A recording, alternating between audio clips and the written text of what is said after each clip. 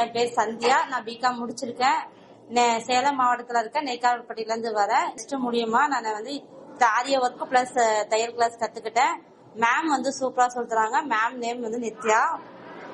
அவங்களோட ப்ரிப்பேரிங்ல தான் நான் வந்து இந்த அளவுக்கு இன்கம் இது பண்ற அளவுக்கு வந்திருக்கேன்.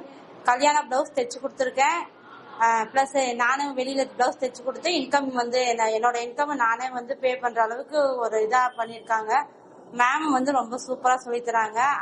மேம் அளவுக்கு சொல்லி தரதுக்கு ஆள் இல்ல. நல்லா பொறுமையா சொல்லி தராங்க.